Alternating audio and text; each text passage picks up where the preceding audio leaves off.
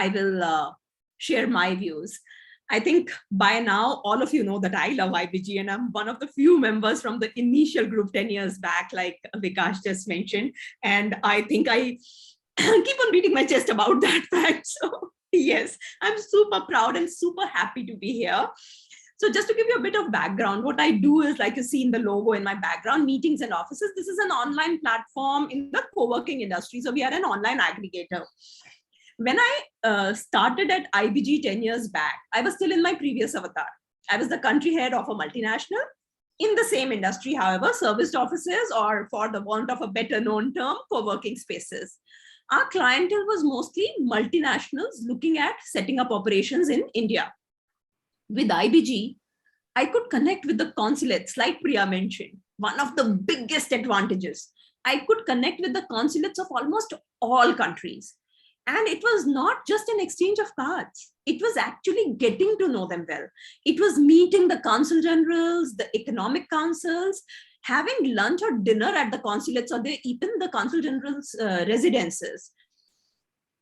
It was meeting them at their offices. We were working out solutions that would benefit us mutually.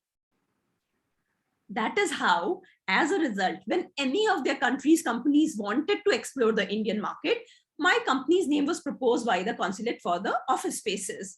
In fact, in that previous avatar, in my company, we had New Zealand Trade Commission, Mexico Trade Commission, DFAT Australia sitting out of our serviced offices, thanks to these connects. Then I decided to start on my own.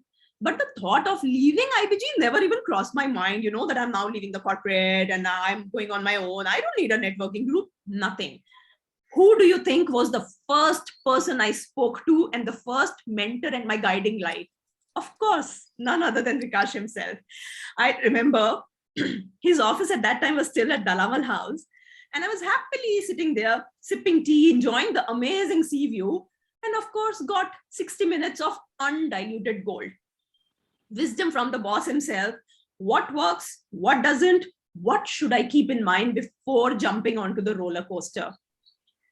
And I don't think somebody has given so much, so passionately, without ever having a second thought. So this is an experience you guys must all have. Vikash has a lot of mentor sessions. He's available to all the members. And we almost, regularly every week, we have one or the other member coming up and saying that they benefited so much and it changed their life so much, their thought process and business. Use that. So my first consulting assignment on a project basis when I started on my own came from an IBG referral, and it came within a few months of my going solo. After that, I launched my online platform. My first customer was now an ex-IBG member, a friend. His team later introduced me to a large company in the energy sector who were looking for an office in BKC with CBRE. We got them the space they'd been hunting for almost a month, within 24 hours at rates that even CBRE couldn't get them. Another ex-member uses our firm services as well as helped me close a deal for a conventional space early on itself. There is another ex-IBG member. So I'm not saying it's only ex-IBG members. I'm saying how it has helped me over the years. And it was someone who was again there for the launch event. He introduced me to multiple cross-border consultants, people who help international companies come into India. I get referrals from them even today. In fact, one of the large 5, they are helping one of their clients, a UK-based company who's looking at entering India in Bangalore. We are helping them close office. And, like I mentioned for Sangeet, I can pick up the phone and talk to him anytime. And I know I can just discuss confidential stuff and get open feedback. Meenal, this will work, this will not, this is happening in the industry. Maybe this is what you should do. And this is wisdom at our disposal, which we can utilize. And another small example. So this friend of mine who introduced me to, again, an IBG friend who's a really good friend now, but who introduced me to all these cross-border consultants when I was just starting out on my own. He used to take out time once every week to sit with me, figure out, acha ye karna hai tujhe, dekh mere ye connects hai, this can help you. These are the connects this one has, I'll introduce you to him. All that for free. those connections are helping me even today, 6 years down the road. And it is only because we built these relationships to last, and not because I was looking at something the first time I met these people. So, in fact, overall, my networking efforts bring me 90% of our total leads. We have to think, what can we do to make IBG work for us? Like Priya mentioned, IBG helps us with a lot of stuff, right?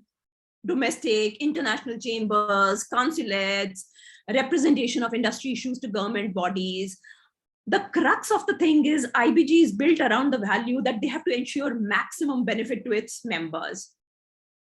However, I think what we have to remember, like everybody's been saying, one-to-ones and everything, but networking and going to networking events, doesn't mean just exchanging cards. My personal mantra has been, even if I walk out of a networking event, after having had 2 meaningful conversations, it was worth it. I know we have over 100 people in a pot boiler, but if I make sticky relationships with 2 people who I keep in touch with and I build a relationship with, I think it's the quality that matters.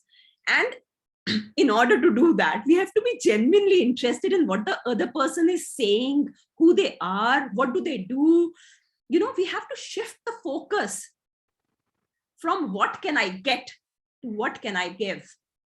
Once a majority of us are already committed to creating opportunities for our network members, somebody is looking out for us also, right? Somebody will create those opportunities for us also. Let's focus on creating more opportunities for our members and for our colleagues here.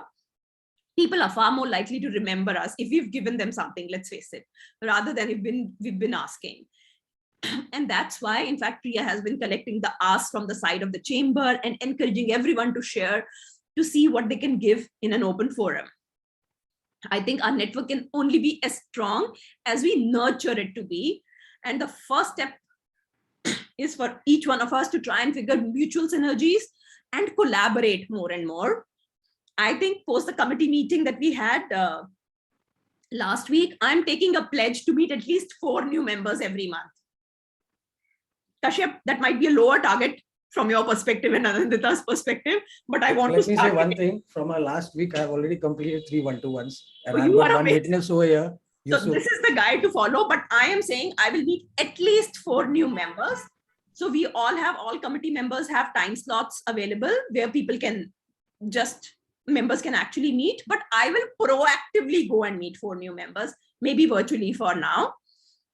And having said that, that is all from my side. I hope you guys realize that it is the power of this group is something which you can create. How much power you get is depending on how much effort you put in to create that. Moving on to the